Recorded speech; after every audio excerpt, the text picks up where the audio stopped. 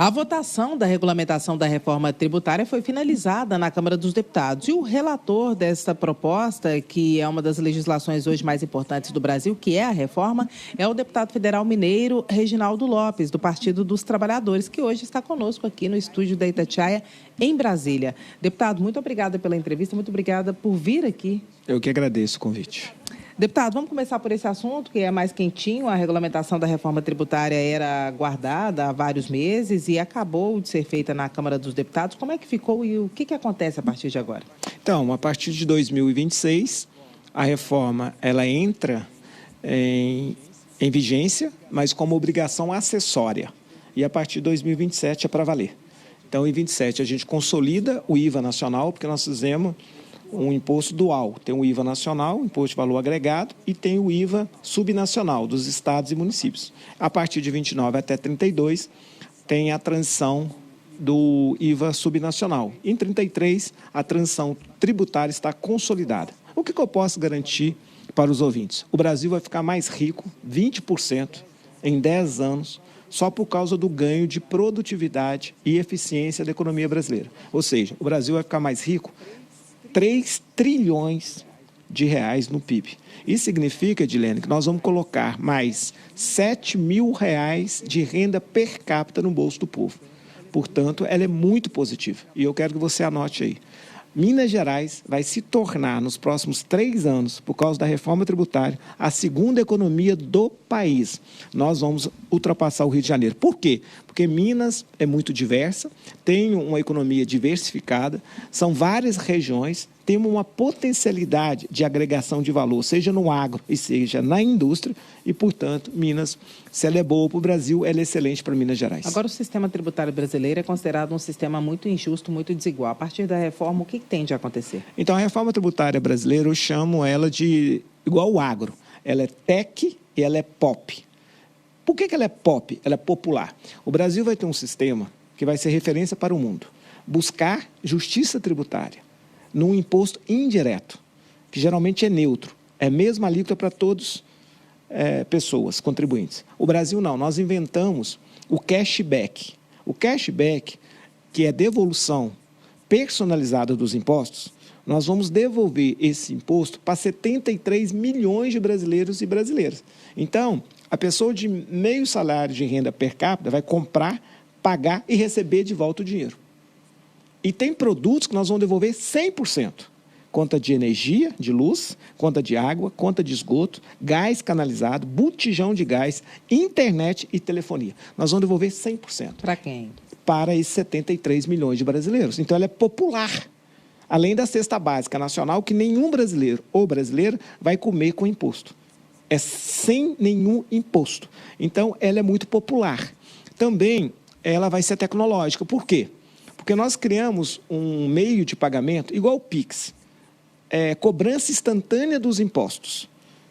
Ele cobra, ele apura se o empresário, o setor produtivo tem crédito, e ele distribui a arrecadação para o Estado, município e União, de maneira instantânea. Ou seja, vai combater a sonegação, a fraude e a inadimplência, que é o split payment. É um sucesso. Então, a nossa reforma ela vai ajudar o mundo todo. Mais de 98% dos países têm a reforma tributária, o IVA de valor agregado, e nós vamos contribuir com o mundo para modernizar o sistema tributário. E quem paga essa conta se tem gente que não vai pagar imposto? Olha, o Brasil, ele cobra imposto do imposto. A carga tributária hoje é 53%. Nós vamos reduzir ela para 26,5%. Mas você vai perguntar por quê? Você está dizendo que vai arrecadar o mesmo tanto e vai reduzir a carga tributária. Pelo princípio tributário. Quando todos pagam, todos podem pagar menor carga tributária. O Brasil não vai discutir mais se é mercadoria ou serviço. Até porque, no século XXI, isso é impossível. Muitas mercadorias são vendidas pelas plataformas. Às vezes tem mercadoria, o celular, por exemplo. Quando a pessoa tem muito dinheiro, ele não compra o aparelho. Ele compra a linha, ele compra o serviço. Aí ele é tributado em 2%. Se ele é pobre, ele é tributado em 50%, porque ele compra a mercadoria. Então, nós vamos acabar com isso. Também nós vamos acabar com a sonegação. Por quê?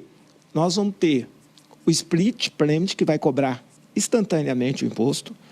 nós vamos acabar com as fraudes, que é o cara vender nota, passeio de nota, não tem passeio de nota mais. Por quê? Não tem mais alíquota diferenciada. A alíquota é nacional, a lei é nacional. Então, vai acabar com o crédito físico, o crédito será pago, então a empresa não vai inventar crédito. Então, com tudo isso, e mais o cashback, que vai formalizar. Por que uma senhora, um cidadão, vai comprar numa mercearia, ele não vai julgar o CPF dele, se ele vai receber o dinheiro de volta? Então, a formalidade, a formalização da economia também diminui a carga tributária. E tem um prêmio que nós inventamos, que chama Prêmio de Cidadania Fiscal. O que é isso? 0,05% do imposto, nós vamos criar um prêmio onde você, cidadão, sem cashback, cidadão comum, ele passou o CPF dele na compra, ele vai ganhar um bilhete eletrônico e ele vai concorrer a esse sorteio. Vai ser mais de 1 bilhão por ano em prêmio de cidadania fiscal. Então, nós vamos acabar com a informalidade, com a sonegação, fraude, inadimplência e, portanto, nós vamos reduzir a carga tributária para o povo brasileiro. E isso tudo começa a valer quando? Então, 27.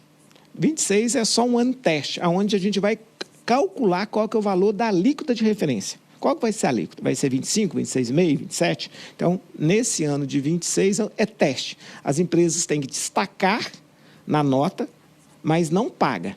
É só um teste. Aí, no final do ano, em novembro, o TCU, junto ao Senado, vai calcular a alíquota. E, a partir de 27, começa a transição. Começa em 27 e termina em 32. A partir de 33, está garantido toda a transição e nós vamos ter um único imposto federal, estadual, municipal, que é o IVA. Agora, deputado, da proposta econômica que favorece o governo em termos de arrecadação, passaram outros 2 projetos também, né? O do devedor contumaz e o corte linear de 10% na isenção fiscal, né?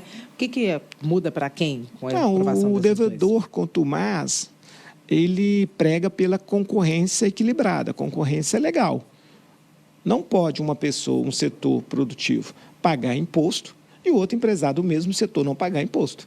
Então, o devedor contumaz, só no campo do combustível, nós acreditamos numa arrecadação de 30 bilhões. Então, é um projeto é muito importante. É bom lembrar que o contumaz, o devedor contumaz, nós fizemos muita mudança no sistema tributário. Por exemplo, combustíveis. Nós não vamos cobrar mais do consumidor. A gente cobra na primeira fase. A primeira fase é ali que sai da refinaria. Então, quando um posto comprar o combustível, já pagou o imposto. Então, você não precisa fiscalizar 100 mil postos de gasolina. Você já resolveu em 5, 6 refinarias. Então, tudo isso, nós estamos combatendo enormemente a sonegação. Com mais essa legislação, né, do devedor contumaz, nós vamos combater esse devedor que utiliza da sonegação para ter uma concorrência, uma competição desleal com quem paga imposto. E mais essa etapa de corte de isenção atinge quem? Então, olha, o Brasil tem uma bolsa uma bolsa bilionária de 850 bilhões. Esse é o chamado gasto tributário, ou seja, gastos creditícios, gastos de isenção tributária. Isso soma mais de 7% do PIB. E nós temos uma emenda constitucional que diz que em 2029 só pode ter 2% de gasto tributário. A reforma tributária já resolveu isso, mas só em 33, porque ela acabou com a guerra fiscal, ela acabou com o incentivo. Não tem mais incentivo tributário no Brasil. O governador não vai conceder mais incentivo. O presidente da República e nem o prefeito concede mais incentivo tributário. O que pode conceder a um empresário é incentivo orçamentário. Você pode garantir lá um repasse para ele fazer uma empresa numa cidade, mas ele não pode dar mais isenção tributária. Só que tem que, até lá, o governo está cumprindo uma emenda constitucional que tem que reduzir a partir de 2029 em 2%. Então, ele cortou de maneira linear 10%. Então, isso é muito importante para o equilíbrio fiscal. Porque se você não acerta o equilíbrio fiscal de um país, isso tem impacto aonde? Na taxa de juros. Como a ampla maioria do povo brasileiro, para fazer investimentos, até o cidadão comum, ele recorre ao sistema de crédito, acaba prejudicando as pessoas mais pobres ou acaba prejudicando a economia real. Aquele empresário que busca crédito para investir na economia real, para gerar emprego, produzir produtos de verdade e não ficar especulando. Então, ela é boa, sim, para o país, porque garante o equilíbrio fiscal do Brasil. O senhor disse que o Brasil vai ter o melhor sistema tributário do mundo e hoje essa não é a realidade. O senhor acredita que, de fato, isso vai se conformar, vai acontecer mesmo? Então, o Brasil, de acordo com o Banco Mundial, está entre os 10 piores sistemas tributários do mundo. Complexidade, custo administrativo do tributo, insegurança jurídica, cobrar imposto em efeito cascata, que impede o Brasil reindustrializar. Por que o Brasil virou uma economia primária exportadora? Porque cobra imposto do imposto. Então, todo mundo vende o seu produto na fase primária. Porque se fizer uma segunda etapa, vai pagar mais imposto. Agora não, acabou tudo. Tudo é débito e crédito. É o sistema de creditamento.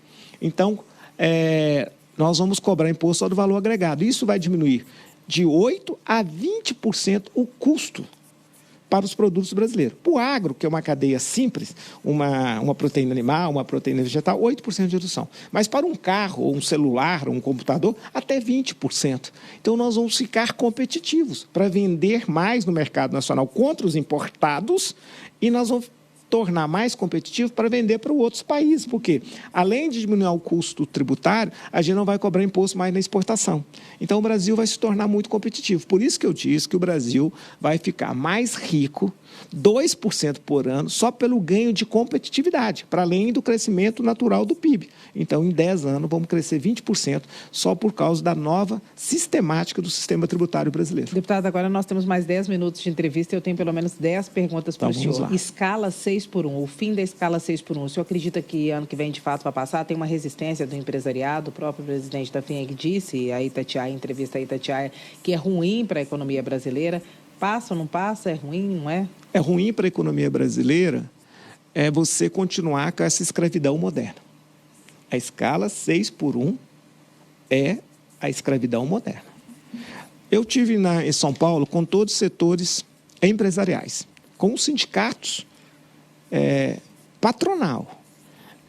E um ano atrás, eles eram contra. Agora, em São Paulo, eles foram todos a favor do fim da escala 6x1. Por quê?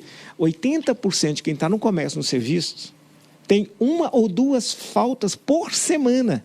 E os empresários chegaram à conclusão, porque não é por preguiça, não é por indisciplina, é porque aquele cidadão está pedindo socorro. Vai diminuir o número de atestados? Ele está pedindo um dia para ir na escola do filho. Ele está pedindo um dia para ir no banco. Ele está pedindo um dia para resolver as coisas dele. Tem que ter vida para além do trabalho. Isso é escravidão. Então, olha para você ver.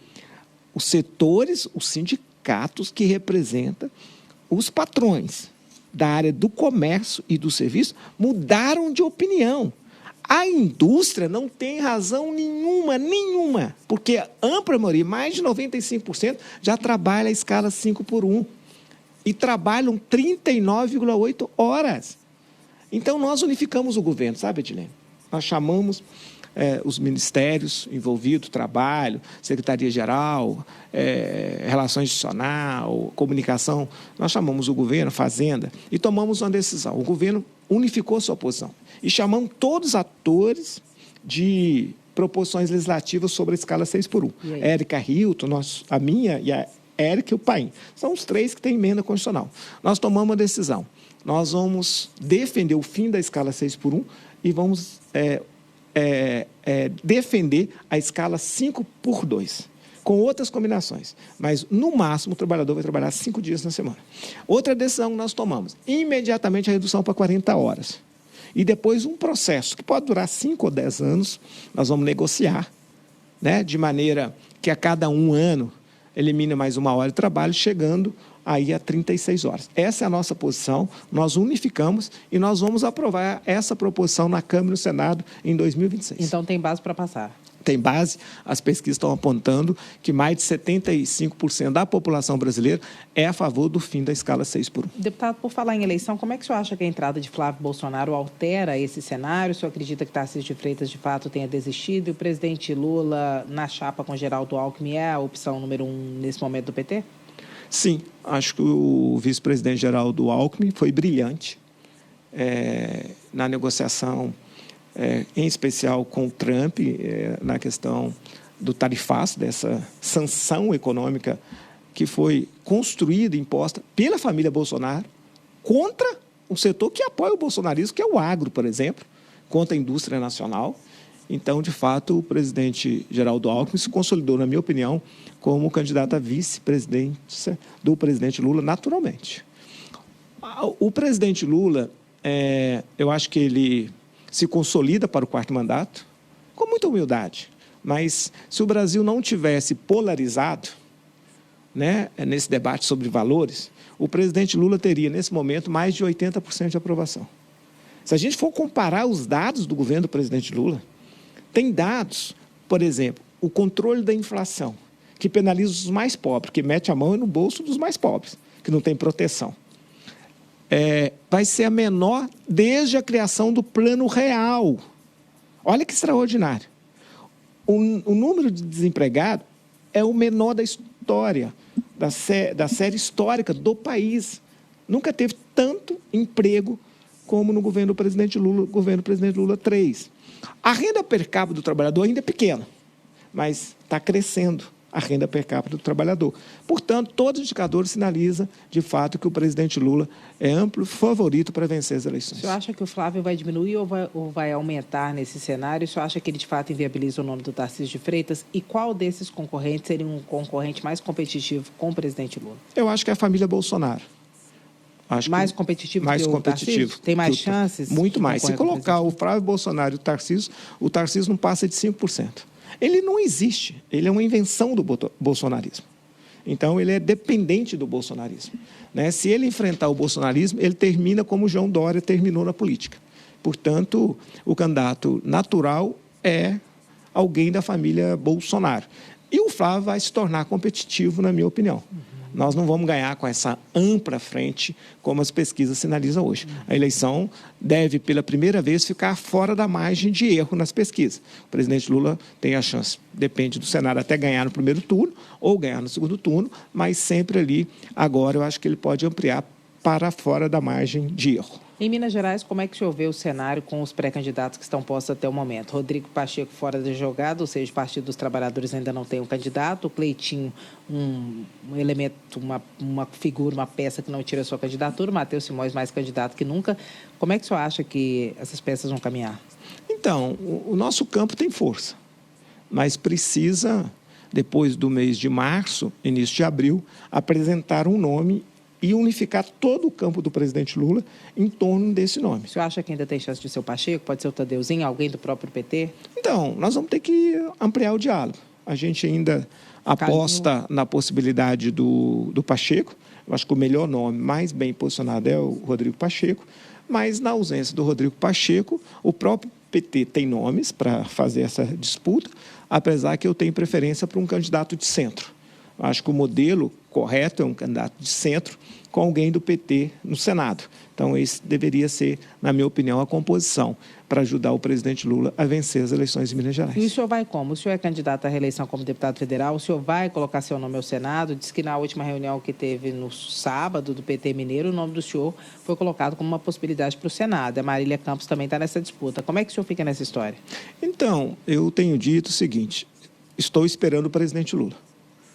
Eu brinco o seguinte, mas é verdade, eu era pré-candidato em 2018 e o presidente Lula acabou anunciando a presidenta Dilma de maneira legítima, então eu abri mão naquela eleição de 2018. Em 2022, eu construí mais de um ano e pouco, até a pedido do presidente Lula, a minha pré-candidatura ao Senado.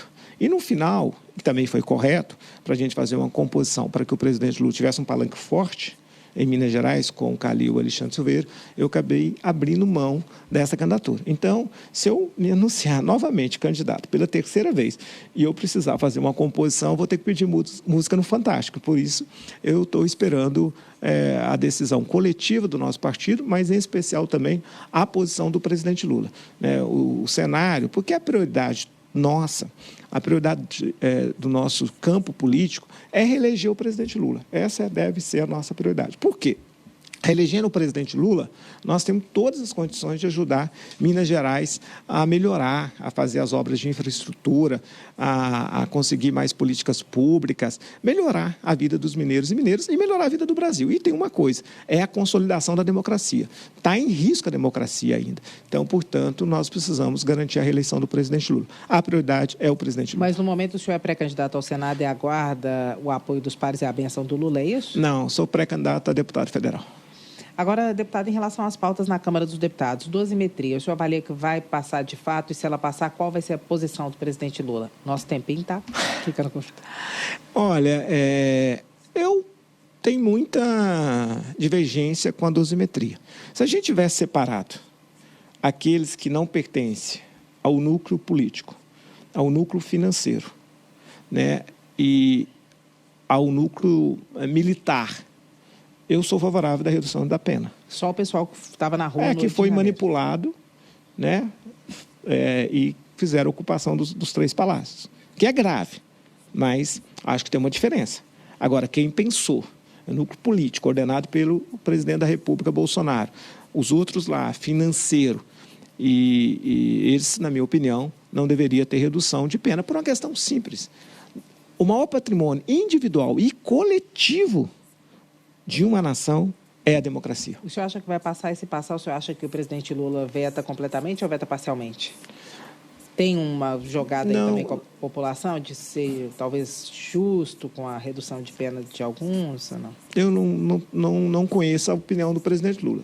Pode ser que ele tenha veto, né? Eu acho que não tem nenhum compromisso do presidente Lula não vetar, mas essa é uma posição que o presidente Lula deve depois fazer uma análise sobre esse projeto. PEC da Segurança e PL Antifacção, ano que vem, vai prosperar ou vão prosperar? Vão prosperar. Tanto a PEC da Segurança Pública, chegou a hora do Brasil ter uma nova estrutura de segurança pública.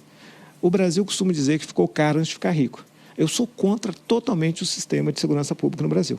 Eu sou contra, por exemplo, ter meia polícia. No Brasil, você tem a polícia judiciária. Está errado. Você tem polícia municipal, penal, de trânsito, civil, federal, rodoviária, ferroviária. Todas deveriam investigar, baseado na dignidade humana, nos direitos humanos. Eu sou a favor de um novo modelo. Como eu sou a favor de perícia independente, né? Então, nós precisamos aí construir uma mudança estrutural no sistema de segurança pública. E a segurança pública, Edilene, ela precisa ter 3 Is, né? Ou seja, ela precisa de mais investimento, ela precisa de integração entre essas forças de segurança pública e ela precisa de ter inteligência. Eu acho que isso que é o grande desafio da segurança pública do século XXI. Você não precisa fazer operação mata-mata, bang-bang. Baseado na inteligência, COAF, Receita Federal do Brasil, com todas essas tecnologias, inteligência artificial, a gente pode ter muita eficiência e gastar muito menos com a segurança pública. Alexandre Ramagem, condenado também nesse processo de tentativa de golpe, e Flávio Bolsonaro, que está faltando na Câmara dos Deputados. Eduardo Bolsonaro, né? Eduardo Bolsonaro, que está faltando na Câmara dos Deputados. O senhor acha qual será o procedimento de Hugo Mota em relação a esses dois? Vai repetir para o Ramagem a mesma coisa que fez com o Zambelli, já que são 2 condenados, então são casos comparáveis? O que vai fazer com o Flávio Bolsonaro? Então, eu acho que o Eduardo Bolsonaro será cassado pela mesa. Um ato direto da mesa. Direto da mesa por falta. E o Ramagem, eu acho que ele vai levar o julgamento para o plenário. Como fez com a Zambelli, mesmo isso contrariando o Supremo Tribunal Federal?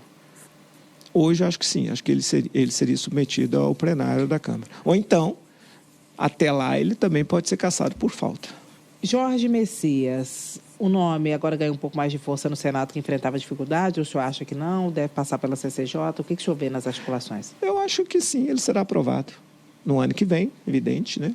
Será aprovado na sabatina e depois o plenário entende que isso é uma prerrogativa do presidente Lula, da presidência da República. Então, e ele é muito competente, eu acho que não tem nada contra a indicação dele. Simplesmente é essa confusão política momentânea das relações institucionais do governo com o Senado. Eu acredito na aprovação do Jorge Messias. Ex-presidente Jair Bolsonaro, pelo cenário atual, o que o senhor vislumbra que vai acontecer com ele?